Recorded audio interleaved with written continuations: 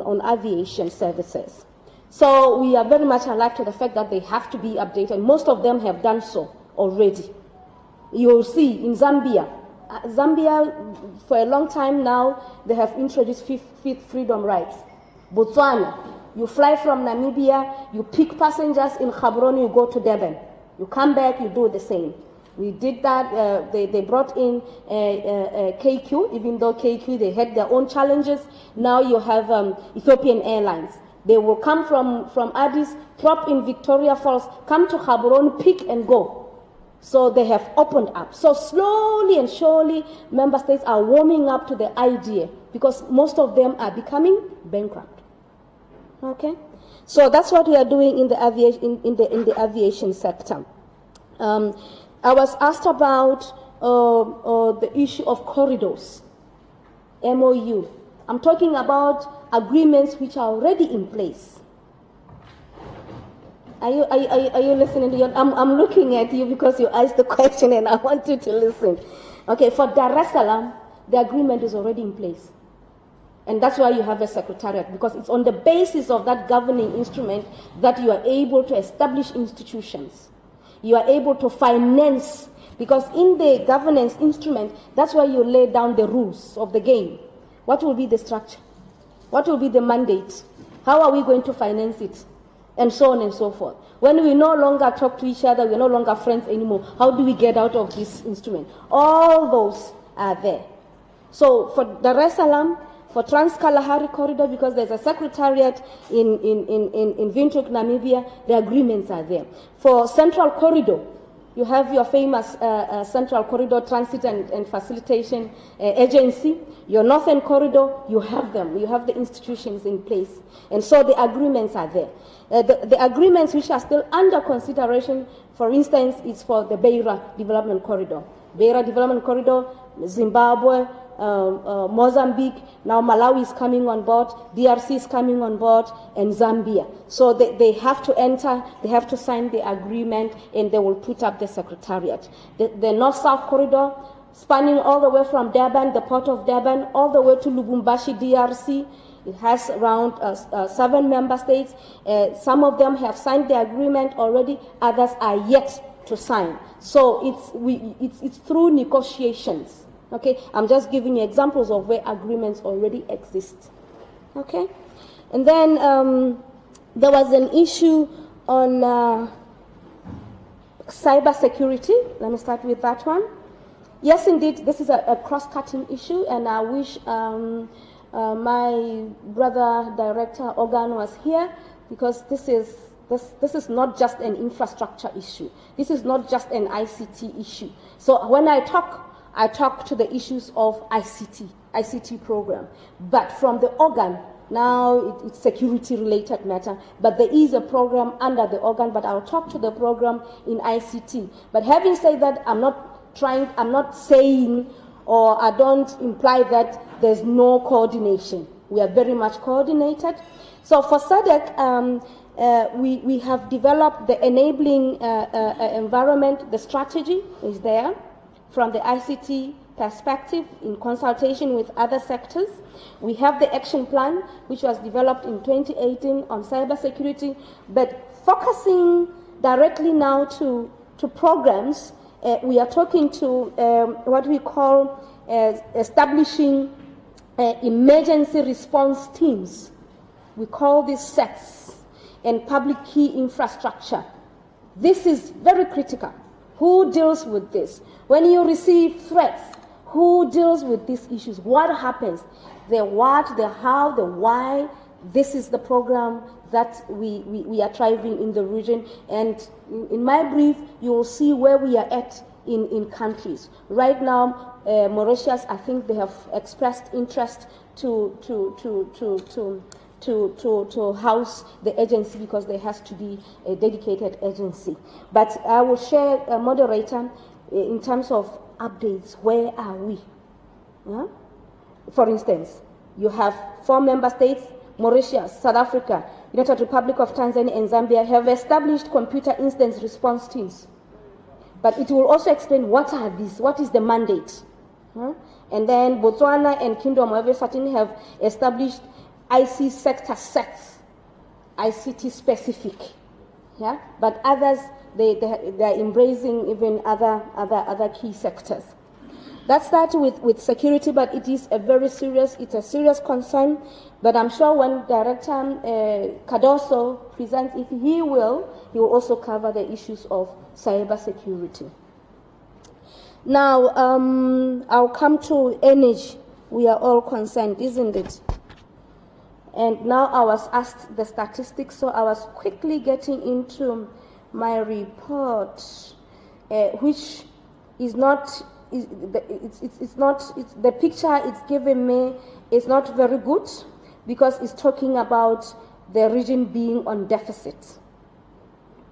Okay, coming to that.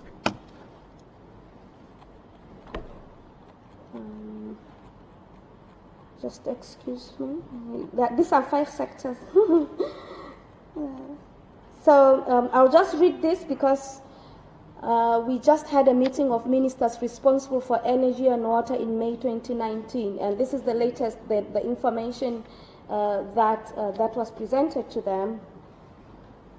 So I was asked, SARGC, don't ask me this thing because I take you as part of Sadc. In 2019 and 2020, so the region had planned to commission around 5,000 megawatts and 4,000 megawatts by 2019 and 2020 respectively. So the statistics that was required. And the understanding was that these capacities will enable the region to balance the demand and maintain acceptable reserves in line with the global best practices. But going back, we are saying in 2015, a total capacity of around 2,000 megawatts was produced across the region, and 4,000 in 2016, and 3,600 in 2017, and 4,000 in 2018. Now, the installed and commissioned power generation in 2015 to 2018 did not reach the target that we had put for ourselves, both in the master plan and even in the pool plan. So we are saying as of May 2019, the member states connected to SAP. Remember, we have a vehicle in the energy sector. We have our own Southern African power pool. We still have 3 member states who are not yet connected, and therefore they cannot trade.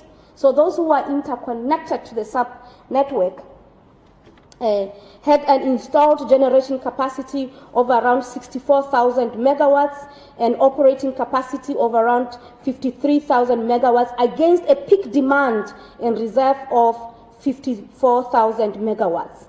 So when considering the peak demand and generation capacity reserve margins, the region had a deficit of 571 megawatts. But I think because we are now in August, I think this picture, it has gone up. I think it's around 2,000 now, the deficit. And these you have seen in South Africa. They had serious issues. And Malawi and other Sadc member states. So this is the picture in terms of power supply and demand in the region. And then the other question was saying, how many new power... can I share with you in terms of the projects that are under consideration? Because I don't have a full list where these are indicative, because they are saying how many in which country are we going to get in up to 2022. So I will share that statistics because I think it's detailed and it's talking to each and every member state. Okay, that information is available and I'll share it with you. But the issue is the picture is not looking too good. And I think bottom line is financing, and coming up with this power purchase agreement, it's a big issue.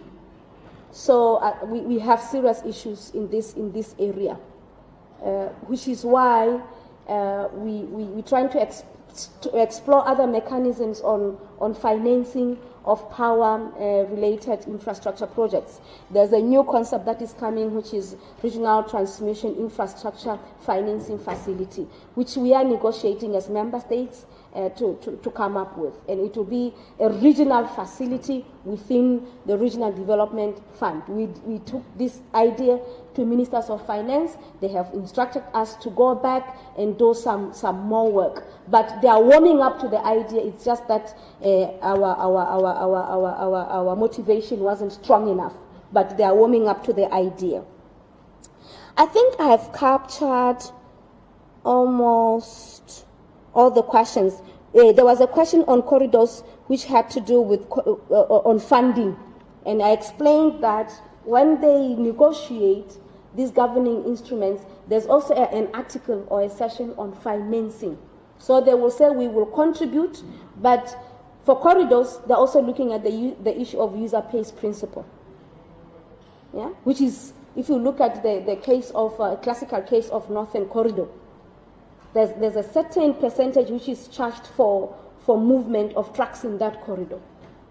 It may not be a lot of money, maybe 2 cents per whatever it is, but that is going towards improvements in the corridor. So there are a number of financing models that member states do look at when they set up these institutions. Chairperson, I'm not sure if there's any question I have left out. Yeah, there's one question from this side.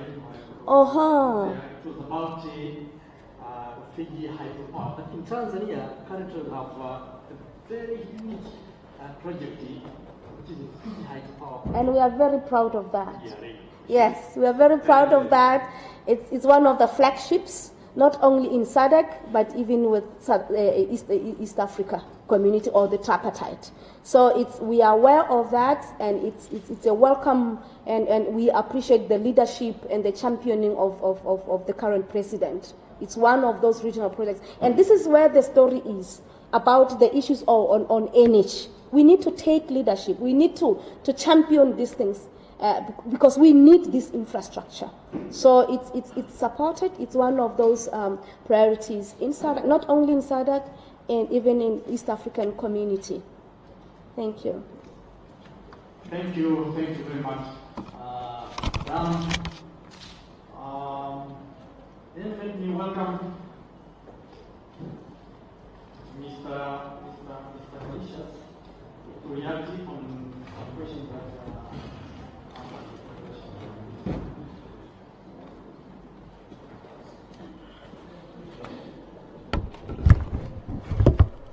Thank you, moderator.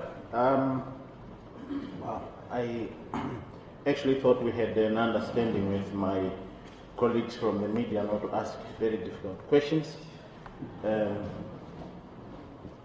That's very difficult to start with because I'm actually not from the trade area. I'm from the industrial area. So usually whoever holds this position, whether at ministry level, responsible for trade and the industry, you are either going to be on one side but not both.